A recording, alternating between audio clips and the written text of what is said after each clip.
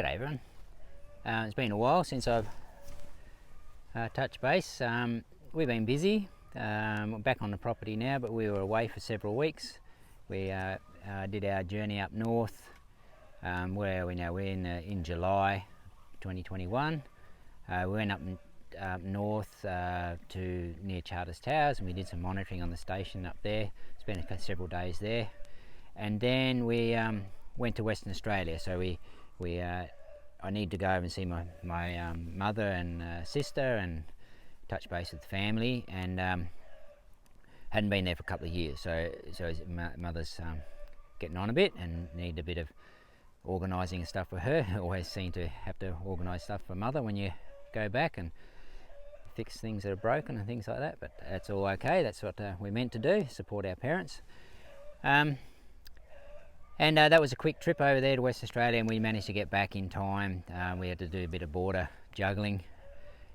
Went through, we didn't want to go through New South Wales. Normally on the track through, you spend about a day going through New South Wales, drop out of Queensland, top end of New South Wales on the western top end and the northern western corner, and then head down out and into South Australia. But we didn't want to do that because of border issues. So we actually went in South Australia. We went higher and come into the corner, right in the corner of Queensland there.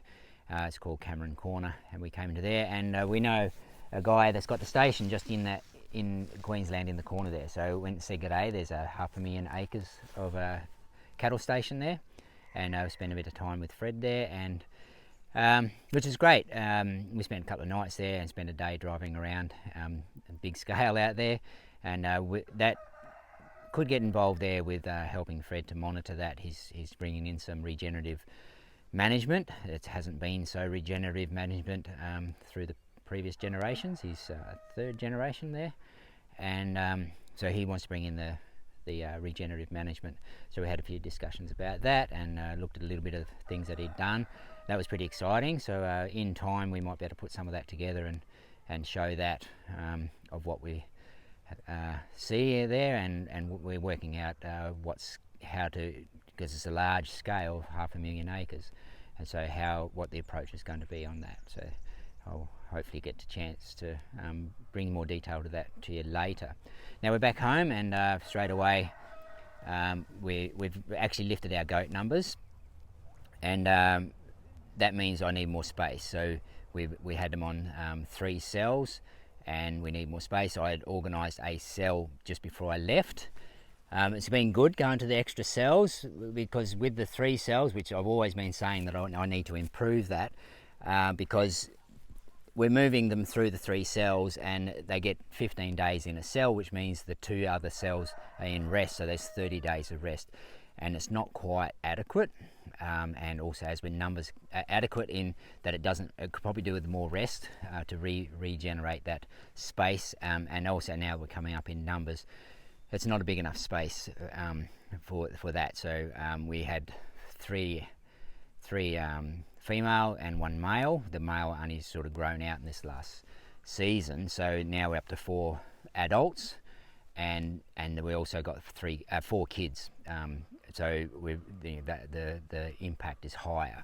It's going to work better for the cells to have more animals in there, because I'd rather eat them out in 7. So what we're trying to do is in 7 days. So what we're trying to do is get up to those 7 cells, 7 days in a cell, which gives 42 days of rest. So we've increased the rest by nearly 50%, and we're just going to see how that works out. I'll try to make the cells similar size.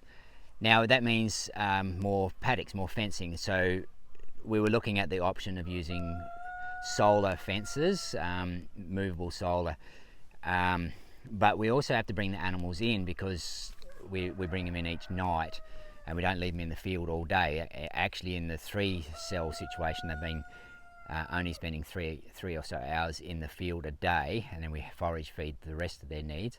We're going to hopefully in time extend that out maybe to 5 hours that they're out in the field, and still do the forage. We'll monitor that and see. But I didn't want to go the movable electric because it's actually we're getting, as our systems develop, there's so much attention needing, and also we're moving into productivity, so we need more time to do processing of food. And we've got lots of systems, so that all needs management. So all biological resources needs timing and management. So we've nominated to go into permanent fencing, which is a lot more infrastructure, and also my animals don't make money, so we have to find money to buy the infrastructure. And so what we're doing going into the permanent. So and I don't want to have to think about these fences for 30 years. Once they're up, I want to do it well, and I don't have to think about it. So all it's a matter of doing is open and shutting gates, and I want those gates to be good quality. And so we got into that. So as I pan around here, I don't know what the light's going to be like. You can see a bit of the fence line behind me here. Where am I? There we go. There. So we're getting into nice structures. So that's a bit of it there. So today I'm working on the next section. So we're putting in posts. We started to get the posts in. The posts are a bit ugly. I got them, I guess you could say, cheaply, and they're local. We cut them ourselves. Wasn't great timber, but it's cheap, so it's saving me $35 and buying a brand new one. But there's a fair bit of mucking around, but labour for me isn't a cost. It's just a resource I have to find.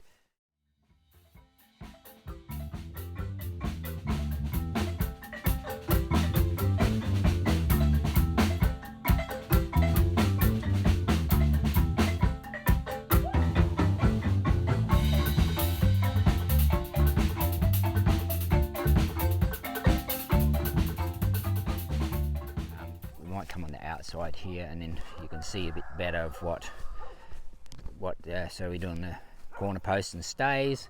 So this is the one we just completed this one, and the goats went in there for the first time yesterday.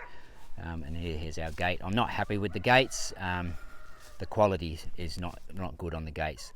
It's not easy to get Australian made. If you're going to get Australian made, you're going to have to pay a few dollars for it, and which I guess we have to do because it's all resource and we have to appreciate that. And but yeah, we've done it quite, it looks a bit wobbly and all the rest with the posts, but I'm pretty certain they're going to give me a good 30 years without too much trouble. There's electric fence being dug into there, the power for the electric fence. So I've done an electric fence. You can see the power just coming in there. It's not connected up yet. And also on the inside of the cells,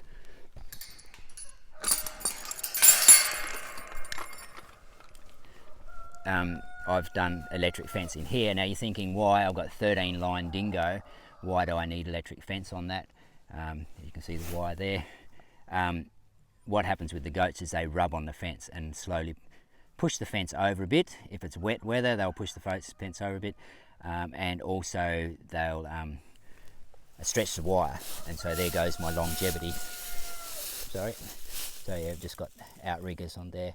So that's all more resource, more cost, but I shouldn't have to worry about it for a period of time. It takes a little bit. I'll just go back up to the other one. Just shut that so I don't forget about it.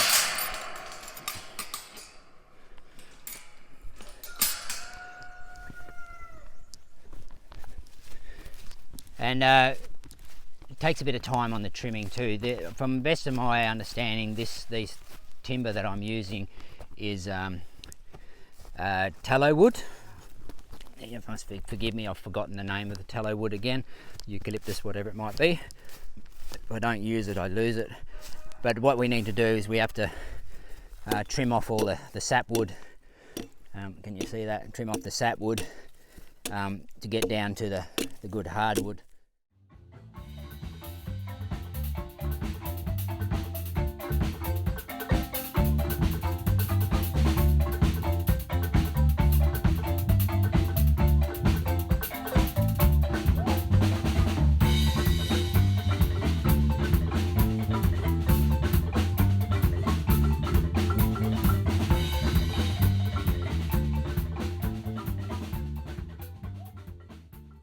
So that all takes a bit of time, but I guess we should think we got plenty of time because we're in a beautiful space. It's looking pretty good at the moment actually, because we've had some nice rains. It was raining while I was away, and then rain once I got here, and it's been pretty special, so that's good. So yeah, things are going pretty good. I had a busy week last week doing fencing, but also Zaya with her music band has done some recording, and we recorded in our studio, so that was fun. Had to set up the studio. One thing led to another, and some of the recording things didn't work out as planned, and so I had to do a little bit of muck around, and so she's done a recording of their album from Nizami, and really happy how it's coming together. So that's good. Just meant I couldn't chip my logs last week until they weren't recording, because the sound would have travelled down. Even though it's a straw bale music room, the sound still gets through. We don't have insulation in the roof as yet, so that's another thing on the agenda. And how do we do that financially and resourcefully and whatever? Okay, that's the original goat section over here in the background there, on that dam wall. The trees are in the way there, and that's where the goats have been. And so they'll still be using that section, and we had to make a laneway. So there's a laneway runs along beside the bush there, around the bottom of there, and then comes up to this access up into here. And then we open the gate down here. I'll just go back down again and show you again. So this gate's to close off the whole section. I'll open it again.